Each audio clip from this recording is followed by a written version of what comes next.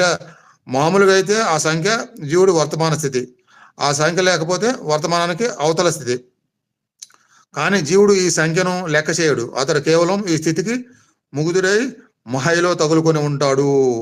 ఆ 24 గంటల్లో 21,600 శ్వాసలు ఉన్నంతసేపు మాయలో ఉన్నట్టే లెక్క అనమాట. ఆ అజాపరూపమైన సంఖ్య మీద గురి పెట్టినప్పుడు దానికి అతీతమైన అవస్థ ప్రాప్తించిన మీదట ఇప్పటి నేను అన్న దాని గురించి తెలుస్తుంది. అందువల్ల దీన్ని సాంఖ్య దర్శనం అన్నారు.